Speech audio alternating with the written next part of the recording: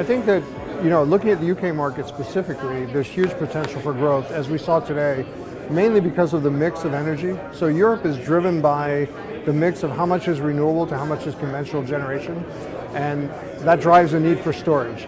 So however we decide to compensate it, the market is coming. But the other thing we see is behind the meter, and I think it was mentioned in the previous talk, the issue of cost and how to reduce costs, especially over long term, and independence of energy is something we see a big driver. It's kind of interesting, and we're seeing the market explode, and it's being led by the US, Australia, Japan. I think what you see, it's similar to other markets, so it depends who opens up first and what kind of incentive they have and what is the regulatory structure. And so there's a lot of dynamics that go into the markets. What we see is the overall trend of storage costs dropping so fast has really driven interest by the utilities and the regulators, the grid operators, as a new tool actually to manage supply and demand. And I think you're seeing that here. So markets that require that now, like in the US or in Australia, they're going very fast on large scale. In other markets, what we see is it's driven, for example, Germany, solar plus storage is a very nice story for your home. So I think that's the other big one we see.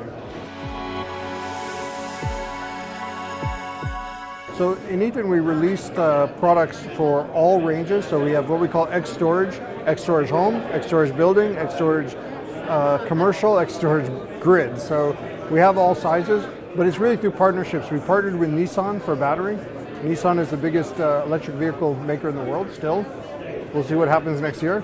And but they've been making batteries for a long time, and they actually produce their own batteries here in the UK. So there's a factory in Sutherland, and we work with them on the, I would say, smaller applications up to a few megawatt.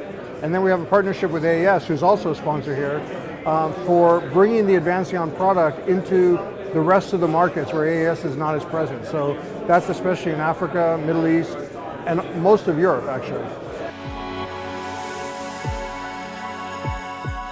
The big thing we see is that it's going to be very important how the storage is able to also feed power back to the grid.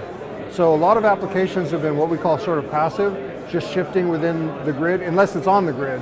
But what we see is even the residential, there's going to be a strong requirement that you can actually bring power from the residence onto the grid. And this is where aggregators will be very important, or utilities, energy providers. The other thing that we see though is the microgrid. The idea of having a control over multiple kinds of sources of power, with the storage really being the thing that enables the whole microgrid to go together. That's a market that's growing very fast. So for Africa, it's going to be key because you can't build a grid across Africa. But as we saw today, you start to see it in industrial customers, you see it in university, any kind of campus, hospital. So everyone is understanding that it's good to have the grid as well as multiple other sources like solar, where you use what's best at the time. And what storage allows you to do is to do that seamlessly. Well, the key drivers, there's a couple key drivers. So on a macro level, you have the fact that we're going to less and less, let's call it base load type power of carbon. So less coal, less gas, although gas will still be important.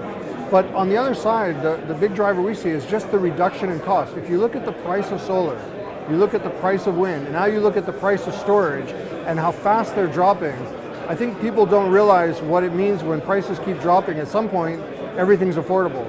So distributed energy, which is, by the way, my title is Distributed Energy Manager, because we see that energy is becoming distributed. It's not a central coming to you, it's something that can be in any location. And for that, you need storage to kind of balance through that.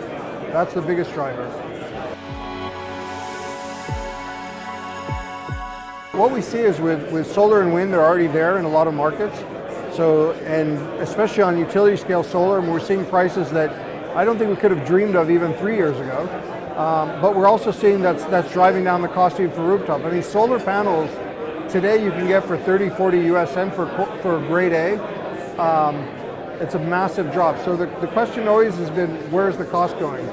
We're seeing the same thing happening with lithium-ion batteries. And the reason why we believe strongly lithium-ion battery will be the dominant storage technology is because the cost curves are dropping very fast, and it's big players who are investing in this technology. So we talked about Nissan, people know Tesla, they know LG, they know Samsung. Maybe they have a little bit of a concern right now, but honestly, we're not concerned by the battery technology itself. It's a very safe, understood technology. Lithium-ion has been around for a long time. It's not something brand new. What's important now is that we keep controlling and doing it right, and that's why you do need the big companies behind it. The one thing that's going to have to happen a little bit longer term is going to be what we would call seasonal storage. So how are we going to, for example, wind or renewables into some kind of gas, hydrogen, for example. This makes a lot of sense for longer term because we are going to need the ability to say, hey, there's a month of the year where there's not that much wind and there's not that much sun. So what do you do during that month? And I've always said to people, we don't need to get rid of the grid. What we're going to need to do is pay each kind of source for what it provides. But we see that this seasonal storage is really the last key, that when that becomes affordable, then you have no real need to worry about building ever again, for example, coal plants. For EATON, the one thing that we are seeing a call to action is that we believe very much that the markets storage is something that can provide a lot of different values.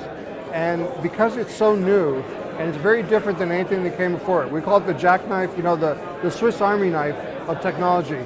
We need markets and regulations that recognize that storage is what it does. It's not a specific thing, it's not a specific asset, and the markets need to compensate it when it provides a service.